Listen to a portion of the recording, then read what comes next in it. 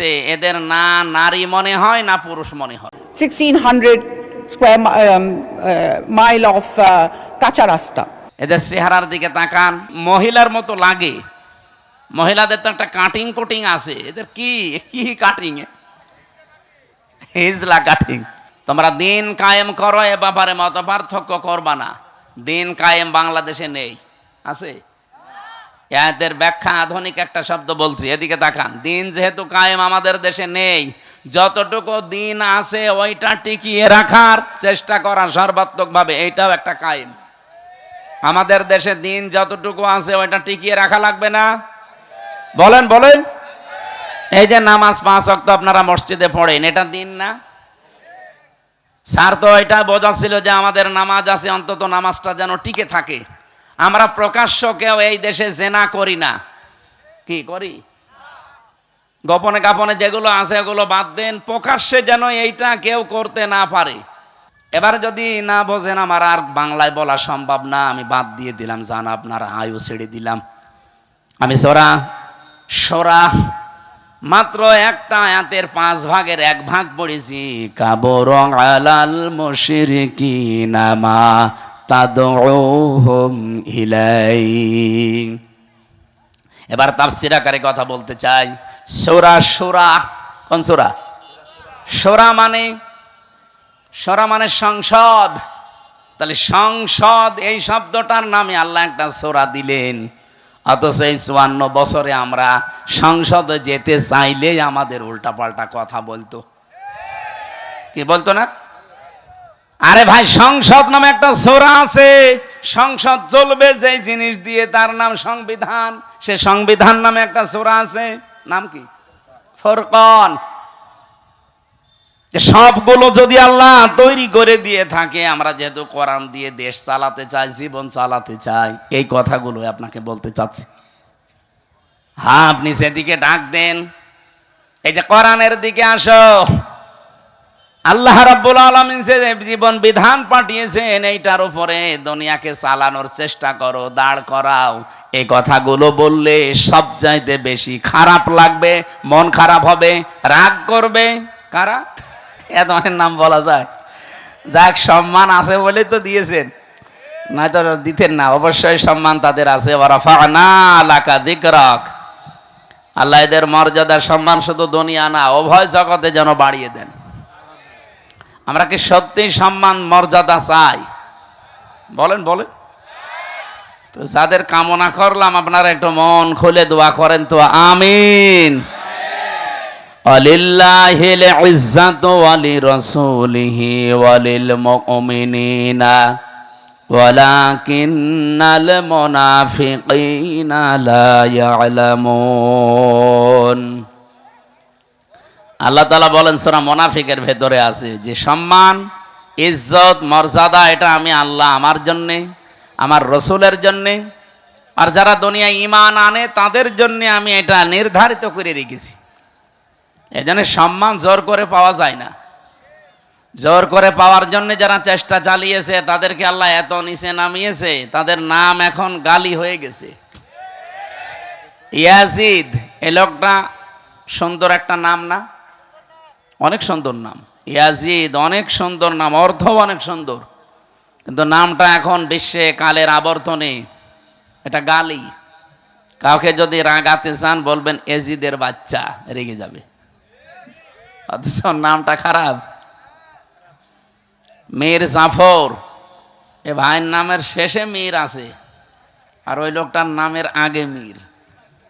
মীর জাফর নাম যদি আপনি কাউকে বলেন যে মীর জাফর, ওকে খুশি হবে না রাগ করবে? তো নামটা কিন্তু সুন্দর। একজন সাহাবীর নাম জাফর, তার আগে মীর, সম্মানসূচক শব্দ একটা শব্দ লাগিয়ে দিয়েছেন। এরকম নামটাও গালি হয়ে গেছে, আজ মানুষ রাখতে চায় না। যারা এই দেশে জুলুম করেছিলেন মানুষের ওপরে, নাম যতই সুন্দর হোক, দেখবেন কিছুদিন পরে নামটাও গালি হয়ে যাবে। এখন অলরেডি গালি হয়ে গেছে। কাউকে যদি আপনি রাগাতে চান শুধু বলবেন হাসিনা, রেগে যাবে। হ্যাঁ, আপনি দেখেন, আমি জেলে থাকাকালীন আমার মেয়েটাকে আমি রেখে গিয়েছিলাম 7 মাস। এখন প্রায় 4.5 বছর হয়ে গেল তার বয়স। এই ফিরে এসে ওর নাম, ওর সামনে যদি এই নাম বলি, ও আগেই কথা তো এখন বলতে শিখেছে, ওই সময় তো আর কথা বলা শিখে নাই। এখন দেখি এই নাম শুনলে কেমন করে, অথচ জীবনে আমার মনে হয় সামনাসামনি কোনোদিন তার হয়নি। এই নামটা ঘৃণিত করে দিয়েছে কেন? পৃথিবীতে আপনি এখন 6 জনের নাম পাবেন, এদের নাম শুনলে তামাম দুনিয়ার, সে যেই হোক, ধর্ম তার আলাদা থাকতে পারে, ও ঘৃণার চোখে দেখবে তার নামটা। 1 নম্বরে 3 জন পরপর আমরা ইহুদির নাম পেয়েছি। হিটলার একে মুসলমান না খ্রিস্টান? খ্রিস্টান ছিল। 2 নম্বরে নাম এসেছে এখন এই যেটা চলছে, নেতানিয়াহু। 3 নম্বরে আমাদের প্রতিবেশী মোদি। 4 নম্বরে যেটা পালিয়েছে আমাদের এইটা, ওটার নাম কেমন যেন লাগে, এটা ছাতা নিতে চাই না। এই নামগুলো ঘৃণিত করে দিয়েছে কেন? কারণ সম্মান মর্যাদা যার ভেতরে, এদের ভেতরে এই জিনিসগুলো নেই। আল্লাহ মর্যাদা রেখেছেন অলিয়া আলাম না কি সূরা মুজাদালার 11 নম্বর আয়াতে আছে, ইয়ারফাউল্লাহুল্লাযীনা আমানু মিনকুম ওয়াল্লাযীনা উতুল ইলমা দারাজাত। এই পৃথিবীতে যারা ঈমান আনার পরে তাদের যোগ্যতা, জ্ঞান এগুলো অনুযায়ী টিকে থাকতে পারে, আমল করা মানে কাজ করা, টিকে থাকা, আল্লাহ বলেন এই মানুষগুলো দিন যত যাবে তার মর্যাদা তত বাড়তে থাকবে। এই জন্য ইয়ারফা, এটা মজারে, বর্তমান ভবিষ্যৎ, প্রেজেন্ট ফিউচার। সম্মান মর্যাদা ইজ্জত আল্লাহ কোথায় রেখেছে আমরা আন্দাজে অন্য জায়গায় তালাশ করি। সম্মান মানুষ পাবে ঈমান আনলে, সম্মান মানুষ পাবে তার জ্ঞান অনুযায়ী, যোগ্যতা অনুযায়ী কাজ করে। আমার কথা বোঝা গেছে? এখন যদি বলেন যে যাদের ঈমান নেই তাদেরও তো মানুষ সম্মান দেয়, সামনাসামনি সম্মান দিলে পেছনে যেয়ে দেখবেন তার অত্যাচারের কারণে এমন গালি দেয়। আমি একটা উপন্যাস পড়ছিলাম, এই হাজ্জাজ বিন ইউসুফ লোকটা একটা লোক ছিল দুনিয়ায়, এতে এত জালেম, মানুষের আসল নাম ভুলে গিয়েছিল। ওই সময় মানুষ ডাকতে হয়েছে ওর নামই জালেম। পাইক পেয়াদা যারা আছে দেশের জনগণ এসে বলছে, আপনার জন্য তো রাস্তায় আর বের হওয়া যায় না, মানুষ শুধু আপনার নামে গালি দেয়। তাও এমন এমন নিকৃষ্ট গালি বানিয়েছে। গালি দেয় কে গো, এত সাহস কার দেখি? একটা ছদ্মবেশ নিয়ে রাস্তায় গেছে, এক গ্রাম্য লোকের সাথে দেখা হলো। হাজ্জাজ বিন ইউসুফ, এই লোকটা কেমন? ও তো জালেম। কেমন? জালেমের বাচ্চা, জালেম। 2-3 বার এই কথা শুনে ওর মেজাজ গেছে খারাপ হয়ে। এই বেটাই, আমার চেনো না তো? আমি সে হাজ্জাজ। ও আপনি? চিন্তা করছে আমার তো মাথা থাকবে না, ডাক দিয়ে বলছে, বাদশাহ আপনি আমারে চেনেন না তো? আমি এই গ্রামের ওই লোক যার মাসে 2 দিন মাথা খারাপ হয়, আজকে তার পয়লা দিন। ও তুই পাগল, কারে ধরলাম? পাগল বলে ওই দিন বেঁচে গিয়েছি, তাছাড়া বাঁচার কথা ছিল। আমরাও এই 15.5 বছর পাগল বলেই বেশি আছি। হ্যাঁ, কথা বলছেন? সম্মান মর্যাদা কিসের ভেতরে আপনি এখনো টের পাননি। এই জন্য আহ্বান জানাবো, যদি সম্মান মর্যাদা, শান্তি, স্বস্তি, নিরাপত্তা, কল্যাণ এগুলো পেতে চান, দুনিয়াতে আল্লাহ হক দিয়েছেন, অধিকার দিয়েছেন, উলাইকা লাহুমুল আমনু। আল্লাহ যেন এভাবে আঙ্গুল দিয়ে দেখাচ্ছে, এটা ইসমে ইশারা। উলাইকা লাহুমুল আমনু, এই মানুষগুলোই শান্তি, স্বস্তি, নিরাপত্তার হকদার। কারা? আল্লাযীনা আমানু ওয়া লাম ইয়ালবিসু ঈমানাহুম বিযুলমিন, যারা ঈমান আনার পরে তাদের ঈমানের সাথে জুলুমকে মিশ্রণ করে না। এখানে জুলুম মানে শিরিক। সুতরাং ঈমান যারা আমরা এনেছি, যেহেতু এদেশে 92% মুসলমান ঈমান আমাদের আছে, ঈমান আনলেই শুধু নিরাপত্তা পাওয়া যাবে না, ঈমানের সাথে যেন শিরিক মিশ্রণ না হয়। যেহেতু শব্দের অর্থ আমরা 2টা বললাম, 1 নম্বরে শিরিক, 2 নম্বরে জুলুম।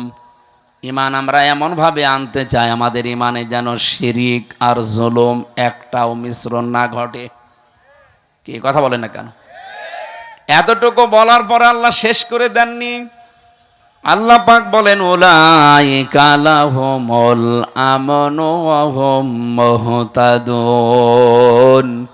এই মানুষগুলোই নিরাপত্তা, শান্তি, স্বস্তি পাওয়ার হকদার এবং এরা হেদায়েতের উপরে আছে।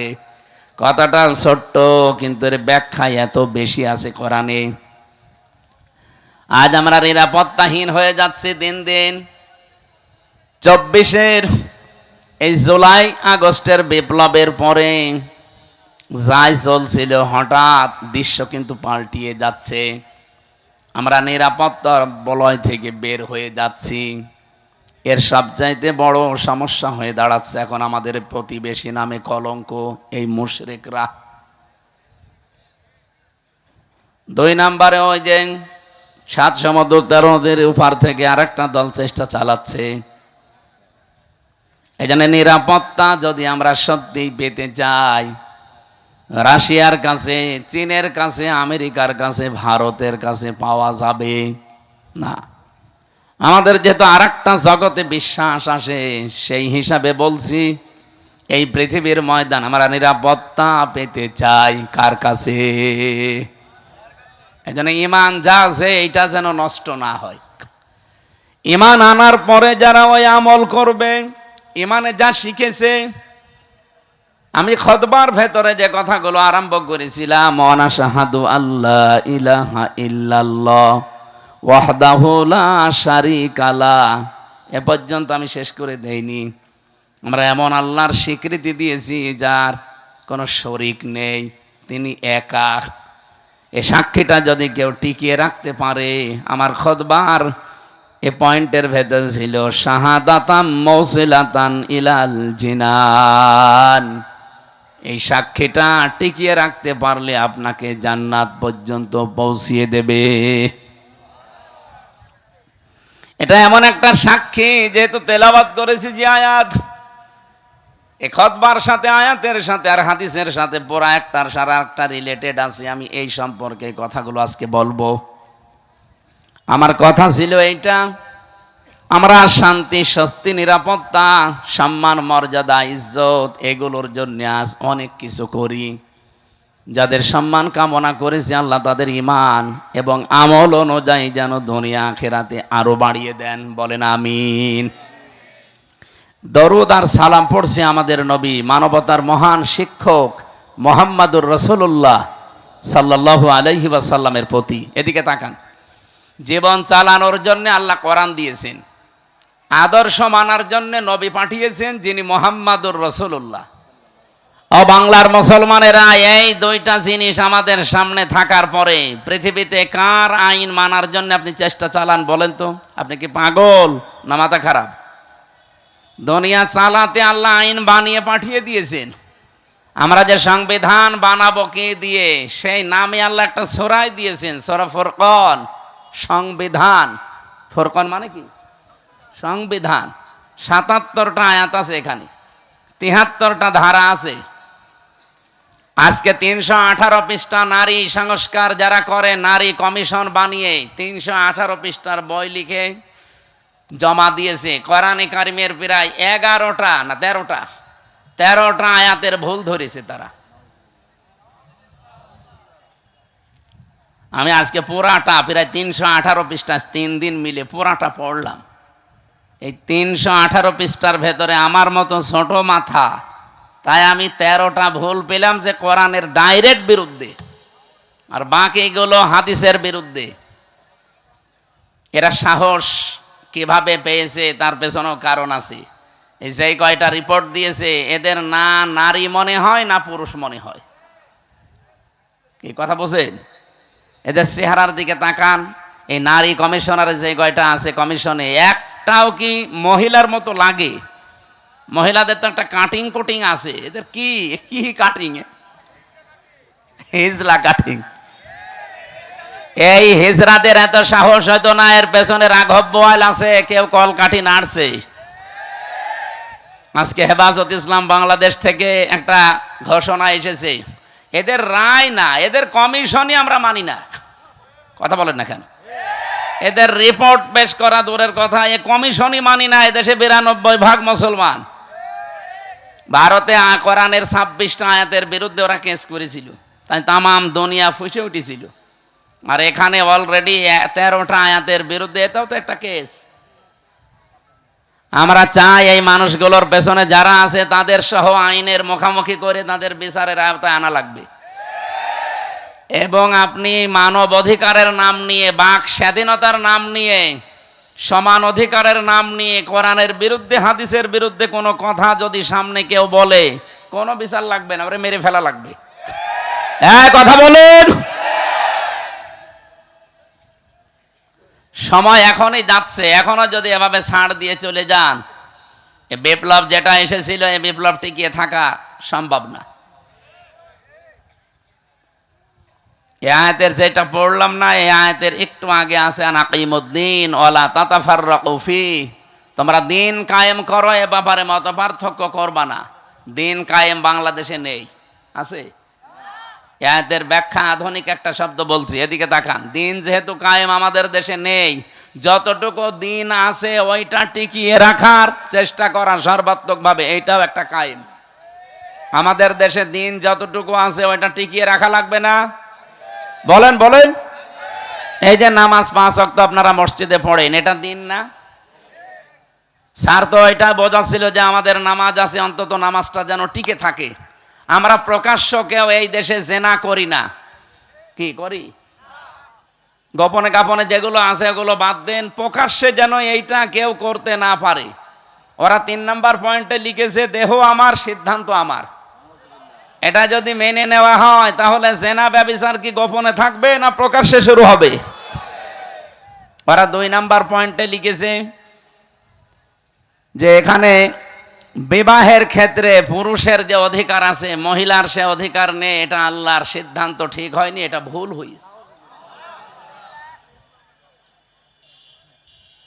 এরা আমার মাঝে মাঝে চিন্তা হচ্ছে, পুরা বইটা না পড়লে আমার ভালো হতো। এ পড়ে আমার এখন মাথা খারাপ হয়ে গেছে যে এর সাহস পেল কোথায়। যেহেতু কোরআনে কারিম আমাদের সামনে আছে, সংবিধান হিসাবে পৃথিবীর কারো কাছে কিছু ধার করার কোনো দরকার নেই। আর আদর্শ মানতে গিয়ে যেহেতু নবী নিজে এসেছে আমাদের কাছে, সুতরাং পৃথিবীর কাউকে আদর্শ মানা অন্তত দরকার নেই। এই 2 বিষয়ে আমরা একমত আছি না? এবার আসেন আমরা মূল আলোচনায় যাচ্ছি। সূরা শূরা 13 নম্বর আয়াতের মাঝের একটা অংশ পড়েছি। আমি এতটুকু আয়াত পড়েছি ঠিক, কিন্তু এর ভেতরে যত কথা লুকিয়ে আছে, তাফসীর আকারে কথা বলতে গেলে কয়েক ঘন্টা সময় চলে যাবে এর ভেতর থেকে। আমরা একটা হাদিস পড়েছিলাম, হাদিস আয়াতে চলে যাচ্ছে। হযরতে আবু যর রাদিয়াল্লাহু তাআলা আনহু থেকে বর্ণিত, বিশ্বনবী মুহাম্মদুর রাসূলুল্লাহ সাল্লাল্লাহু আলাইহি ওয়াসাল্লাম দ্বার্থহীন কণ্ঠে তিনি জানিয়েছেন, মানিদ্দাআ মা লাইসা লাহু। ভালো করে শুনুন, যেই জিনিস তোমার না, ওইটা যদি তুমি নিজের কাছে রেখে দাও, আমি আবার বলছি, যেই জিনিস তোমার না, ওইটা যদি নিজের কাছে রেখে দাও, যখনই নিজের কাছে ওইটা রেখে দেবে, দাবি করবে, ওই দিন থেকে 2টা শাস্তি তোমার শুরু। ফালাইসা মিন্না, 1 নম্বরে ওই দিন থেকে তুমি আমার উম্মত না। আপনি কিছু বুঝেছেন? কত বড় কঠিন হুঁশিয়ারি চিন্তা করেন। নবীর উম্মত থেকে আপনি বের হয়ে গেছেন।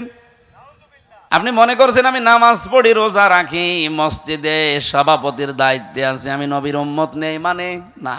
নবী নিজে বলছেন ফালাইসা মিন্না।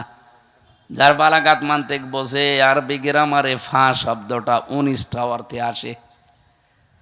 আগের শব্দ যদি কারো ভেতরে থাকে, আগে যেটা নবীজি বললেন ওটা যদি কেউ দুনিয়ায় মেনে চলে, পরের যে হুকুম তার উপরে 100 ভাগ কার্যকর হবে। যেহেতু ফা না দিলে আমি হাদিসও পড়তাম না, এ ফাটা দিয়ে আমিও ঝামেলায় আছি। যে জিনিস যার না ওইটা যদি কেউ দাবি করে নিজের আয়ত্তে নিয়ে নেয়, প্রথম শাস্তি শুরু হয়ে যাবে ওই দিন থেকেই। সে আর নবীর উম্মত থাকবে না। বাংলার মুসলমানেরা যদি নবীর উম্মত আপনি থাকতে না পারেন, হয় আপনি ইহুদি, নাই খ্রিস্টান, নাই মুশরিক। এক কথা বলছেন না কেন? 4,500 লোক বাস করে, 4,500 ধর্মের লোক বাস করে দুনিয়া। এখন 810 কোটি মানুষ এখন পৃথিবীতে বসবাস করছে, মাত্র 175 কোটি আমরা। অন্তত অন্যান্য ধর্মে যারা আছে তারা তো আর নবীর উম্মত দাবি করে না। কয়েকদিন আগে সিঙ্গাপুরে ছিলাম, থাইল্যান্ডে গিয়েছিলাম, মালয়েশিয়া। অন্যান্য ধর্মের লোকদের সাথে আমি যখন রাস্তায় চলাফেরা করেছি গাড়িতে, ইহুদিরা জিজ্ঞাসা করি যে আপনার নাম কি? নাম শুনেই আমি বুঝেছি যেটা ইহুদি। যখনই বলছে আপনার নবীর নাম কি, হোয়াট ইজ ইয়োর প্রফেট, নাম জিজ্ঞাসা করলে বলে যিশু। যিশু মানে ঈসা আলাইহিস সালাম। আমরা যাকে হযরতে ঈসা নবী বলি, ওরা যিশু বলে ডাকে খ্রিস্টানরা। ইহুদিদের কাছে যদি বলা হয় আপনার নবীর নাম কি, বলে যোসেফ। যোসেফ মানে মুসা আলাইহিস সালাম। হযরতে মুসাকে ওরা যোসেফ বলে ডাকে। ইব্রাহিম নবীর নাম তারা পাল্টিয়ে আব্রাহাম বলে। কি বলছেন? কথা বুঝেন? এখন বলেন তো, যারা যোসেফ বলে ডাকছে, আমি ইহুদির সাথে মিশে প্রথমে ধরতেই পারি না যে ওটা ইহুদি। এত বড় বড় দাড়ি, জুব্বা একেবারে পা পর্যন্ত, পাগড়ি মাথায় দেওয়া একেবারে গোল করে, এইদিকে সামনে পেছনের কান্দে 4-5টা সাওয়াল পাওয়াল চলতেছে। ওর স্ত্রী পাশে হাত মোছা পা মোছা পরা, এমনকি মাথার উপরে দিয়ে নেকাব দেওয়া, একেবারে খাস পর্দা। দেখে বোঝার উপায় নেই যে ইহুদি। আমার মনে হচ্ছে বড় কোনো আলেম হবে। নাম শুনেই যখন বুঝেছি যে না, এ তো ইহুদির নাম। শুধু নাম শুনেই বোঝা না, নাম জিজ্ঞাসা করার পর আমি নবীর নাম জিজ্ঞাসা করি। নবীর নাম বললেই কেউ বলে যোসেফ, মানে ওটা ইহুদি। যিশু তার মানে খ্রিস্টান। অন্যান্য ধর্মের নবী যারা আছে, ওরা ওদের নবীদের নবী বলতে ওদের ধর্মগুরুর নাম বলে, আর এরা সরাসরি নবীরই নাম বলছে, যে যিশু, যোসেফ, আব্রাহাম। ডেভিড বলে ডাকে দাউদ নবীকে তারা, ডেভিড। এবার আপনি যে প্রশ্নের জবাব দিতে পারবেন এখান থেকে, এই ইহুদি, এই খ্রিস্টান, এই মুশরিক, এই বৌদ্ধ যারা আছে, ওরা কোনোদিন বলবে যে আমার নবীর নাম মুহাম্মাদুর রাসূলুল্লাহ? বলেন বলেন। তাহলে নবীজির হাদিস ছিল কি, যারা নিজের না এরকম জিনিস নিজের আয়ত্তে নিয়ে নেন, ওই দিন থেকে আপনি আর নবীর উম্মত নেই। কথাটা এখন আপনি ক্লিয়ার না, এই জন্য আপনার কিছুই মনে হচ্ছে না। আমি পড়ি আমার ভয় লাগে। 2 নাম্বারটা তো আরো কঠিন, বলে তাবাওয়া মাকআদাহু মিনান নার, সে যেন জাহান্নামে নিজের একটা স্থান তৈরি করে নিল। বাংলাদেশ সহ বিশ্বের দিকে তাকান, আজ কত মানুষ যেটা তার না জোর করে নিজের আয়ত্তে নিয়ে নিচ্ছে। বলেন তো, 1940 সালে তাদেরকে থাকতে দিয়েছিল খালি গায়ে খালি পায়ে। শয়তানরা সারা দুনিয়ার কেউ তাদের ন্যায় নিয়ে ইহুদি। আমরা যেমন আজ রোহিঙ্গাদের থাকতে দিয়েছি দয়া করে, মানবতার খাতিরে, এরা 1940 সালে এদের খালি গায়ে খালি পায়ে থাকতে দিয়েছিল। অথচ শয়তানরা এখন তাদেরকে বাড়ি ঘর থেকে উৎখাত করে দখল করে নিচ্ছে। এ কথা বলছে না কেন? এখান থেকে একটা কথা আছে কোরআনে সূরা ইউনূসের 99-100 নম্বর আয়াতে, ওয়ায়াজআলুর রিজসা আলাল্লাযীনা লা ইয়াকিলুন। কোন মানুষ যদি তার বিবেক জ্ঞান অনুযায়ী সিদ্ধান্ত নিতে না পারে, বিবেক অনুযায়ী যদি এই লোকটা কাজ না করে, তাহলে ভুল সিদ্ধান্ত তার উপরে আল্লাহ চাপিয়ে দেয়।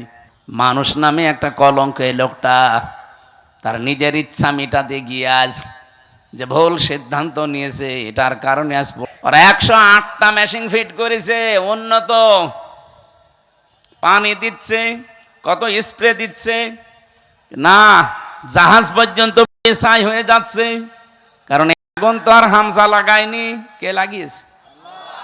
কারণ আল্লাহর সিদ্ধান্তের বাইরে অবস্থান নিয়েছেন।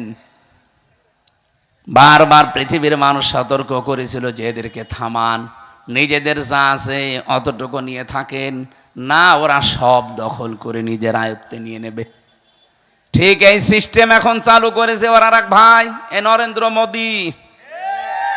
আমাদের বাপ দাদাদের দেওয়া হাজার হাজার বিঘা জমি জায়গা, যেগুলো মসজিদ, মাদ্রাসা, খানকা, ঈদগাহ, গোরস্থানের জন্য ওয়াকফ করা ছিল, ওই শয়তানরা এখন এসে ওইগুলো সব একটা অবৈধ আইন পাশ করে সব দখল করে ভেঙ্গে গুড়িয়ে দিচ্ছে।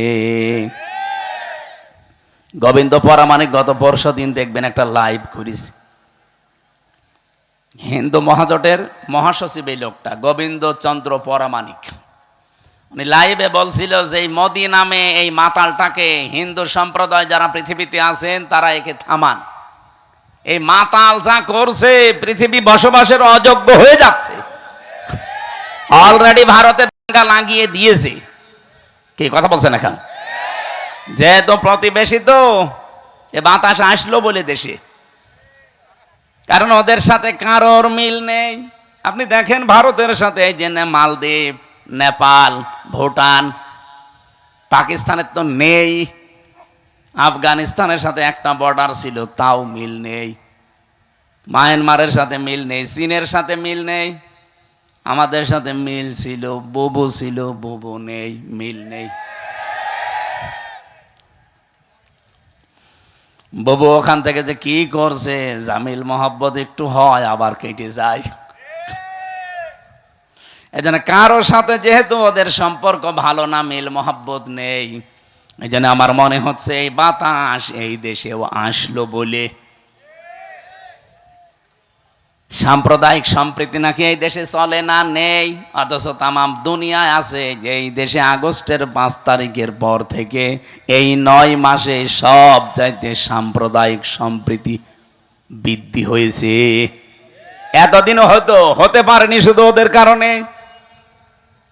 একটা রিপোর্ট পেয়েছিলাম, 100 ভাগের প্রায় 58 ভাগ সম্পদগুলো বুবু এবং তারা যারা আছে দায়িত্বে, তারা হিন্দুদের এবং অন্যান্য ধর্মের মানুষের সম্পদগুলো তারা বিভিন্ন কায়দায় আত্মসাৎ করেছে, মেরে খেয়েছে, বাংলায় যেটা বলে। আমি এই রিপোর্ট নিজে বানাইনি, আপনি পত্রিকার রিপোর্টগুলো আমি নিজে নিজে পড়িয়েছি, সেইটা একটু বললাম।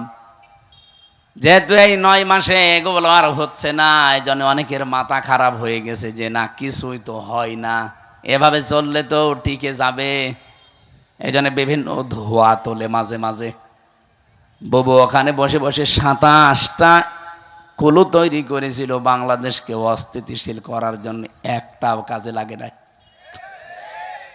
কখনো রিকশা লীগ, কখনো আনসার লীগ, কখনো হেলমেট লীগ, বিভিন্ন নাম নিয়ে তারা নামতো, যে দেশকে অস্থিতিশীল করে দিলে বিশ্বের মোড়লরা যেন বলতে পারে এই দেশ আর বসবাসের যোগ্য না। আর পাশে আমাদের প্রতিবেশী দাদারা তো আছেই। কোরআনে কারিমে আল্লাহ কড়া ভাষা দিয়েছেন, লা তাজিদান্না, লামে তাকিদ নুনে সাকিলা। আল্লাহ বলেন, গ্যারান্টি দিয়ে বলছে, লা তাজিদান্না সাদ্দান্নাসি আদাওয়াতাল লিল্লাযিনা আমানুল ইয়াহুদা ওয়াল্লাযিনা আশরাকু। এই পৃথিবীতে 2টা জাতি মুসলমানদের জন্য, ইমানদার মানুষদের জন্য ভয়ঙ্কর জঘন্যতম শত্রু হিসাবে কাজ করে যাবে, একটা ইহুদি আর একটা মুশরিক। আপনি তামাম দুনিয়ার দিকে তাকান, মুসলমানদের কিন্তু এই 2টাই শত্রু এখন জঘন্য, একটা ইহুদি আর একটা কি, এই যে আমাদের পাশে দাদা বাবুরা যারা মুশরিক, এরা অন্যের সম্পদগুলো দখল করে নিচ্ছে। এমনকি আগস্টের 5 তারিখের পরেও বাংলাদেশে বহু মানুষের চরিত্রে আমরা এটা দেখতে পেয়েছি, বিভিন্ন মানুষের জিনিস তারা নিজের মনে করে নিয়ে নিয়েছে। রাজশাহীতে হয়তো এখনো শুরু হয়নি। যারা যারা মানুষের সম্পদ নিয়েছেন যেভাবেই নেন ওটা ফেরত দেবেন। নয়তো আপনি মরে গেলে জানাজা দেওয়া, কবরে দেওয়া মিথ্যা কথা হবে। কারণ আমি কি বলে দেব আপনাকে, বিসমিল্লাহি ওয়া আলা মিল্লাতি রাসূলিল্লাহ, আল্লাহর নামে রসুলের আদর্শের উপরে রেখে গেলাম, আপনি তো রসুলের আদর্শে আর নেই। আমার এই কথার ওজন যারা টের পেয়েছেন তারা চুপ করে আছে। আপনি টের পেয়েছেন? যারাই যার যার জিনিস নিয়েছেন, যেটা আপনার না ওটা ফেরত দেন। হ্যাঁ, যদি ওটা আপনারই হয়ে থাকে, আপনি হাত ছাড়া করে ফেলেছিলেন, ওইটা আবার ফেরত পেয়েছেন, তাহলে আপনি হাদিসের আওতামুক্ত থাকবেন। আমি কথা বোঝাতে পারিনি? না না, ওখানে এখনো বুঝিনি অনেকে। যেটা আপনার ছিল কিন্তু হাত ছাড়া হয়ে গিয়েছিল এতদিন, আপনি ফেরত পেয়েছেন। আবার একটা দোকান ছিল, দোকান দখল করে নিয়েছিল, এরকম হয়নি বাংলাদেশে? ওই দোকান ফেরত পেয়েছেন। আপনি হাদিসের যে শাস্তি, যে আপনি নবীর উম্মত থাকবেন না, না আপনার জন্য না, কারণ আপনার জিনিস আপনি ফেরত পেয়েছেন। এক কথা বলেন না কেন? কত মানুষের জমি জায়গা দখল করে নিয়েছিল 15.5 বছরে। আপনাদের রাজশাহী হয়তো এখনো কিছু হয়নি, টের পাচ্ছেন না। কুষ্টিয়ায় আমাদের হানিফ সাহেব কত টাকার মালিক, আমার মনে হয় আল্লাহর ও ছাড়া কেউ জানতো না। কি হইল এখন? বাড়ি পর্যন্ত এখন উজাড় গৃহ হয়ে গেছে। আমার মনে হয় হানিফ সাহেবের বাড়ির দিকে আল্লাহ আঙ্গুল এভাবে দিয়ে কোরআনের আয়াত নাজিল করিস, যদিও এটা এখন না, 1500 বছর আগের। সূরা নমলের ভেতরে পাবেন এটা, 19 নাম্বার পারা, 20 নাম্বার পৃষ্ঠার 7 নাম্বার লাইনের 52 নাম্বার আয়াতে আছে, ফাতিলকা বুয়ুতুহুম খাওয়িয়াতাম বিমা যালামু। আল্লাহ বলেন এই সেই ঘরগুলো। কোন ঘর? এখন যদি বলেন এখানে হানিফ সাহেব, ইনু সাহেব, এদের নাম কই? না, নাম আছে, কিন্তু এদের বাপ দাদাদের নাম আছে। এদের বাপ দাদা যারা, যাদের পরিচয় আল্লাহ আয়াতে দিয়েছেন, তারা এরকম জুলুম করেছে নফসের ওপরে, মানুষের ওপরে, সৃষ্টি জগতের ওপরে। তাদের নামে দেওয়া আর এদের নামে দেওয়া একই, কারণ কোরআনে তো আর আয়াত নাজিল হবে না কিয়ামত পর্যন্ত, এইটাই চলবে। আল্লাহ তাআলা বলেন এই সেই ঘরগুলো, খাওয়িয়াতাম বিমা যালামু। অনুষ্ঠানে গেলে আরেকটাই জানো আমার ভাইরা, আল্লাহ যেন নিজে আঙ্গুল দিয়ে এভাবে ইশারা দিয়ে জানাতে চাচ্ছিলেন, হে পৃথিবীর মানুষেরা একটু এই দিকে তাকান। আমি আয়াতটা আগস্টের 5 তারিখের পর থেকে মিলিয়েছিলাম যে হ্যাঁ মিলে যাচ্ছে। আল্লাহ আমার মনে হয় বাংলাদেশের এই 64 জেলার 630টা থানার দিকে এভাবে দেখিয়েছেন, এই সেই ঘরগুলো। আল্লাহ যেহেতু বাইতুন দেয়নি বয়ুত বহু বছর, এই সেই ঘরগুলো। কি এই ঘর? কি খাওয়িয়াতান, জনশূন্য হয়ে আছে। একটু দেখো, এটা পরিত্যক্ত করে দিয়েছি। শুধু পরিত্যক্ত না, জনশূন্য না, এটা আজ উজাড় গৃহ হয়ে গেছে। এখানে আর কেউ কোনো আওয়াজ শুনতে পাও? কবরের পাশ দিয়ে গেলে যেমন কোনো আওয়াজ নেই, এই জালেমদের বাড়ির পাশ দিয়ে গেলেও কোনো আওয়াজ পাওয়া যায় না। আল্লাহ বলেন বিমা যালামু, এদের জুলুমের কারণে এদের এই জায়গা পর্যন্ত এখন অভিশপ্ত হয়ে গেছে। আমি তো কুষ্টিয়ার 2 জনের বললাম, আপনি সারা বাংলাদেশের দিকে তাকিয়ে বলেন তো, হালত অবস্থা কিন্তু একই। কি কথা বলেন না কেন?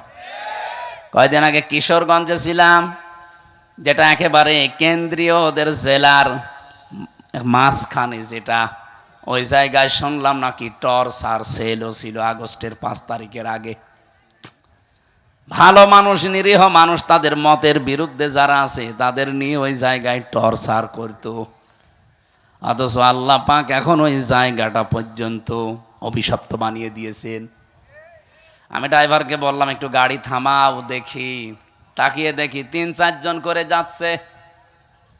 কেউ এদিকে কেউ এদিকে কেউ এদিকে, চারিদিকে মুখ করে প্রসাব করতে বসিস, মনে হচ্ছে জামাতবদ্ধ টয়লেট চলছে। এদের এই জায়গাটা আল্লাহ অভিশপ্ত করে দিল কেন? বিমা সালামু, কারণ এখানে তারা জুলুম করত।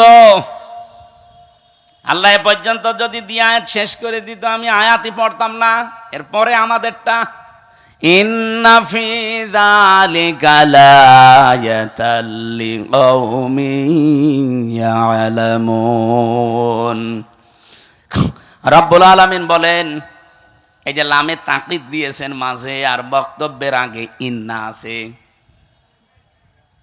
যারা গিরামার বসে, আপনি আয়াতটার দিকে একটু খেয়াল করেন, আল্লাহ গ্যারান্টি দিচ্ছেন অবশ্যই অবশ্যই। জ্ঞানী যারা, তাদের জন্য এখানে একটা শিক্ষা আমি আল্লাহ রেখে দিলাম।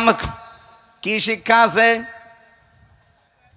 জালেমদের এত বড় শিকড় আপনি চিন্তা করতে পারেন, এই বাগমারার ইউনিয়নের, শ্রীপুর একটা ইউনিয়ন না, এই ইউনিয়নের দারওয়ান থেকে শুরু করে সংসদ ভবন পর্যন্ত জালেমদের প্রতি থরে থরে স্তরে সাজানো ছিল লোকজন। আমি নিজে তো ভিকটিম, আমি দেখেছি। রিমান্ডে আমি দেখলাম আমার 8 দল একটার পরে একটা গোয়েন্দা বিভাগের আসতো রিমান্ডে প্রশ্ন করার জন্যে। আমার মনে হয় সব ওরা থরে থরে থরে থরে সাজিয়ে রেখেছিল। মামলার আই ওদের, মামলার পিপি ওদের, জজ ওদের, ম্যাজিস্ট্রেট ওদের, মামলায় যে সাক্ষী ওদের, যে আমাকে জিজ্ঞাসাবাদ করবে রিমান্ডে সে ওদের, যারা অফিসার আছে ওখানে পাহারা দেয়, যারা অত্যাচার করবে তারা ওদের, হুকুম যিনি দিয়েছেন সে ওদের। তা আমার কি? আমার একজন আছে, না না, আমার একজন ছিল উকিল, ওর কথা শুনলেও চলে, না শুনলেও চলে, আর ওর কথা শুনতেও না। ও খালি বলার দরকার বলেছি তো, ঠিক আছে আপনি থামেন যান। মামলাটা আমার 30 বার উঠেছে, সিএমএম কোর্ট, জজ কোর্ট, হাইকোর্ট মিলে, কিন্তু 3 বছরে একটা দিনের জন্য জামিন নামে কোনো শব্দ নেই। অথচ এই মামলাটা আগস্টের 5 তারিখের ফলে শুধু তুলতে দেরি, জামিন না খারিজ করে দিয়েছে। অথচ জজ কিন্তু ওইটাই। আমি ওনার খাস কামরায় গিয়ে জিজ্ঞাসা করলাম যে, মাননীয় জজ সাহেব, এ বিচারটা তো 3 বছর আপনার কাছেই ছিল, এতদিন তো বলেননি যে না এ মামলায় জামিন দেওয়া যাবে না, এখন যে খারিজ করে দিলেন। হুজুর আমার হাত বাঁধা ছিল, আমি কিছুই করতে পারি নাই, ওই পুতুলের মতো শুধু চেয়ারে বসে থাকতাম। আমি যে আপনাকে 10 দিনের পরিবর্তে 6 দিন আর 2 দিন 8 দিন রিমান্ড দিয়েছিলাম 2 মামলায়, তাই আমার ওপর প্রেশার যে 10 দিনের রিমান্ড দিলেন না কেন? তাহলে আপনার এখানে বসে থাকার দরকার কি? সব তো ওরাই যদি করে। প্রথম মামলার রিমান্ডে নেওয়ার পরে 10 দিন চেয়েছে, দিয়েছে 6 দিন। এই নিয়ে নাকি ওই ম্যাজিস্ট্রেটকে ওখান থেকে অন্য জায়গায় বদলি করে দিয়েছে, যে কেন আপনি 10 দিন দিলেন না। বাস্তব তো এই জন্য বলছি। রিমান্ডের 2য় দিন আমার চোখ বেঁধে কালো কাপড় দিয়ে, পেছনে হাত হ্যান্ডকাপ দিয়ে, মাথায় দড়ি লাগিয়ে, পায়ের সাথে ডান্ডা বেড়ি লাগিয়ে নিয়ে গেল এক অন্ধকার মাটির নিচে ঘরের ভেতরে। আমি বললাম যে কি 10 দিন রিমান্ড চেয়েছিল, অথচ এই অফিসারগুলো একটাও কোর্টে আমার সাথে যায়নি, শুধু মামলার আয়ু আমার সাথে ছিল। আমারে দেখছে ওরা আগে আগে প্রশ্ন করছে যে রিমান্ড চাইলো 10 দিন, 6 দিন দিল, অবশ্যই এই কি ম্যাজিস্ট্রেট, এই ম্যাজিস্ট্রেট মনে হয় আপনার দলের লোক কি গো? আমার দলের লোক হবে কি করে? জীবনে আমি তার নামও শুনি নাই, তার কোনোদিন দেখিও নাই, আর সে আমাকে চেনে কিনা আমি তাও জানি না। 10 দিন তো আপনারা চেয়েছিলেন, তা আপনি তো ছিলেন না, আপনি কি করে জানলেন? তার মানে ওখান থেকে সব কিছু ম্যাজিস্ট্রেটকে বলে দিয়েছেন, যা যা ও তাই তাই করিস। পরে কয়দিন যখন জেলখানায় গেলাম, দেখি ওই ম্যাজিস্ট্রেট ঘুরে বেড়াচ্ছে ভেতরে। কি আপনি এখানে? হুজুর মাফ করে দিয়েন, আমার বউ যৌতুক মামলা দিয়েছে। ঠিক করিস, শয়তান, তোর যৌতুক মামলা দিয়ে এখন তুই জেলে, আমার সাথে এমনি দেয়নি, কোন কারণে আমার এই মিথ্যা তথ্যগুলো লিখে সই করে নিলি? সৌদের আমারে যা যা বলতে বলেছে আমি তাই তাই করেছি। আল্লাহর কসমে কোরআন হাতে নিয়ে বলছি, বাংলাদেশে শুধু হাসিনা ছাড়া যারা ছিল সব হাত বাঁধা। আপনি যাই বলেন না কেন, ও কাওয়া কাকুরও হাত বাঁধা ছিল। কাওয়া যতই কাকা করুক, ও যদি একটু মুখ ফসকে সত্যি কথা বলে, ওই দিনই কাওয়ার কর্ম শেষ করে দিত। ওই তো হইল, কাদের কাকু বলা যায়? কাওয়া কাকু।